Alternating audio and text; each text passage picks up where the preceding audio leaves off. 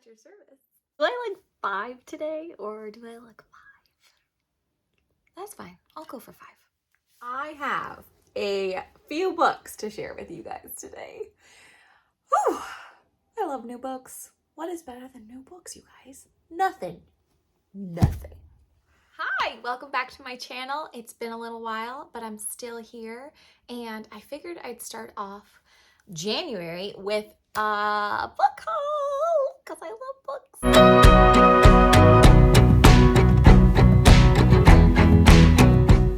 So I'm gonna start off with a book that was actually really hard for me to get my hands on, and that's because it was only published in the UK so far. It is Two for Joy by Zoe Sugg and Amy McCulloch. And this is the second book in the Magpie Society series. And I have to say that when I read the first one, I loved it. It's definitely a YA thriller type of read. And the first book is about how there's these two girls at this prestigious school, Audrey and Ivy. It alternates their perspectives.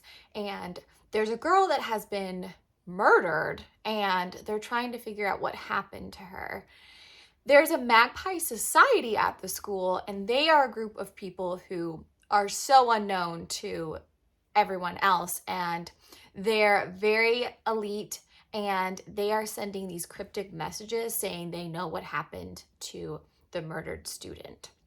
So in the second book, this one is about how Audrey and Ivy have a new student that has disappeared. And of course, the Magpie Society is still around and they always seem to know what happened. And it's really starting to seem like maybe someone was involved from the Magpie Society. I mean, how do they know those answers? This isn't a spoiler, I'm just saying. I also know that you can listen to the first book on Audible, probably a couple other audiobook platforms, and it was really fun to listen to it at the same time because there was a little bit of a podcast element and it kind of reminded me of A Good Girl's Guide to Murder in a way. But if you don't know these authors at all, Zoe Sugg is so well known on YouTube and she is amazing in all things, and she's written a couple books that are also YA reads, but I'm a huge fan of this series particularly because she is a co-author, and Amy has written a ton of thrillers also. And the way they write together is just so fun, and I haven't really seen many books where there's two authors. And from what I remember, and I think it's still the same in this one, Zoe and Amy each take one girl. Audrey and Ivy, they write their own perspective. So you really feel like you're reading two different characters. And I think that's just rare to find in a book. And so this one, even though it was hard to get, I am so excited to read it. This next book is not new by any means. It came out in 2017. But when I went to go check it out at the counter, the woman said, "Oh gosh, this is a good book." And I love it when people say that because it just makes me feel so satisfied with what I'm purchasing. Then again, unless we have very different tastes and it sucks. But let's not think that way. This is If We Were Villains, and this is a mystery suspense literary fiction type of read.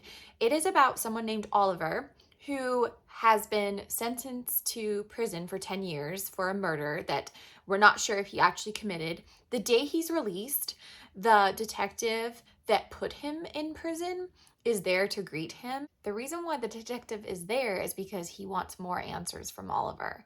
So it kind of makes it feel like truly Oliver did not commit this murder and you're about to figure out what really happened. Now, alongside all of that, as if that's not enough, there is a Shakespearean element to this book where Oliver and 6 other people are in a play and they are all casted based on their actual personalities in real life, except for things start turning sideways and new people come into play and more murders are happening. So this almost reminded me of All's Well by Mona Awad. I've read that one and I loved that one. And it's kind of a similar sort of feel. And I've heard really good things about this one, and it's a mystery, so that sounds fantastic to me. And I love these elements of Shakespeare. I think that that's going to be so fun to read. I'm also happy that I finally am picking this up because it's not that old.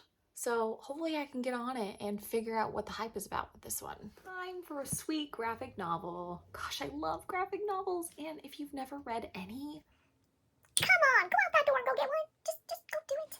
the graphic novel I picked up is called Treasure in the Lake by Jason Pament. And this is a cute story about two friends that are discovering a brand new hidden city. And obviously, treasure is involved. But not only that, it's basically a sweet book about friendship and overcoming obstacles together. And the illustrations in this are so sweet and cute. And that is really what is selling me on this. And I'm so excited to read this one. Seems like quite an adventure book. And I would say it's probably geared for ages 8 to 10, somewhere in there. I will definitely let you know because I love recommending books for kids because I think that there's so much out there, but it's hard to know what's age appropriate. So I'll let you guys know for this one. The next book I found is one I haven't seen anybody talk about on Bookstagram. And I love when that happens because either it means I have discovered it, probably not, or B, it's going to be crap. I have high hopes for this one. This is called The Whispering House by Elizabeth Brooks. Fantastic name. And it is about Freya, who is trying to navigate the loss of her sister's death. And they were very, very close. And she is trying to move forward in her life without Stella. One day she comes across a place called Burn Hall, and it is actually coincidentally only a few minutes away of where her sister's death occurred. And when she's visiting this place, she sees a picture of Stella in the halls, and she's never seen this picture of her sister before, and she's wondering, why the heck is my sister in a picture in this house that she's never even been in? And the people that live there are a mother and son, and Freya starts to develop an obsession with figuring out why they have a picture of her sister in their home. Slowly but surely, Freya starts to have a relationship with Corey and is discovering secrets her sister left behind. And it is a twisted, dark novel that just sounds sort of like a gothic romance, gothic thriller, gothic mystery, and I am a huge fan of anything gothic. So I'm excited to read this one. I'm probably going to have it on my list for February or March, so I will let you guys know if it's good. I hope it is. This next book is a memoir, and it makes me want to cry just reading what it was about. I saw it from Shannon and my friend Steph on Bookstagram, and I know Shannon is doing a memoir book club this year, and I think that she's planning to have this on her list. So I'll definitely put her Instagram in my links below because you should totally join in on that. This is called A Face for Picasso, and it's by Ariel Henley, and it's about Ariel and her sister Zan, who were born with Crozone syndrome, which I've never actually heard of before. And this is a rare condition when the bones in your head fuse prematurely. And so they were the first twins ever to survive this condition. So, of course, as they are living with this condition, their faces look very different from what you and I normally see. And they had so many surgeries to try to change the way their faces looked. And they went through so much to try to get to what society sees as beautiful. And it's basically a story about all of that and how they are living with this. And it sounds so good and just makes me think about how we need to, as society, change our whole entire belief systems of what we think is beautiful, because I know a huge part of why I could never teach high school is because people are cruel, and I am terrified at the standards that people set these days. I mean, when I was 13, I thought chapstick was makeup. And nowadays I see so many girls that are just reaching these standards so early on and have so much pressure on themselves to look a certain way. It has on the back here, it says that a face for Picasso cuts to the heart of our bogus ideas of beauty, illuminating how we search for ourselves in the mirror of pretty. This blurb was written by Scott Westerfield, who wrote Uglies, and I love that book so much. If you've never read that, it's because it's a very old book. I read it when I was a teenager. So old over here, crippled. So I'm really excited to read this. I'm definitely saving it for when I can read it with Shannon. I know that it's going to be so good. It's probably going to make me cry, and I just think, it's going to be a good one. I'm really excited for this one. Rumor has it this book will wreck you because it's called Reckless Girls. I got this from Book of the Month, as you can see from the cute little corner.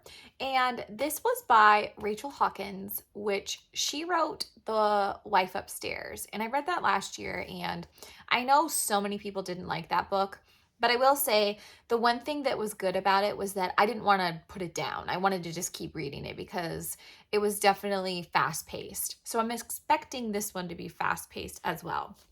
It's about 20 something-year-olds who are on a island together, and their plan is to party and have fun and live blissfully.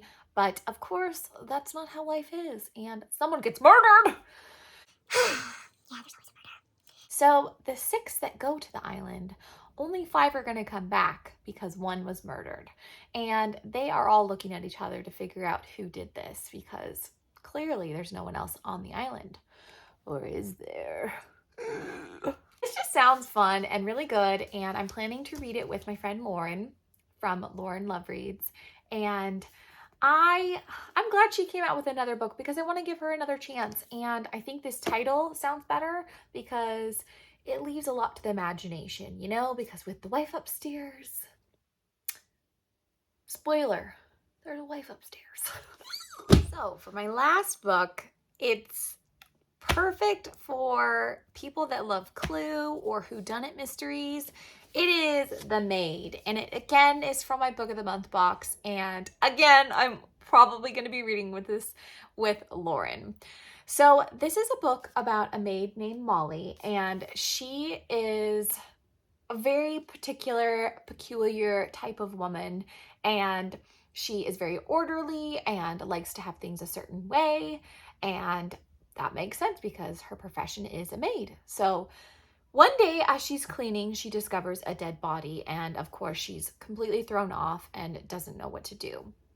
And the whole entire book kind of sounds like a whodunit sort of read. Unfortunately, the police are targeting her as the lead suspect. And so she has no idea what she's going to do other than try to figure out who actually killed this person. So it sounds really interesting and intriguing, and I'm really excited to read this one. It's getting quite good ratings so far, so I basically am hoping this is going to be a 5-star read. So if you're still here, you made it to the end, thank you so much for watching this video, and I hope that some of those books are on your shelves too and you plan to read them. And if there are any in particular I went over that you have to know how they end up, I'll be happy to tell you. And got my scratch, thanks a bunch, and I'll see you in the next video.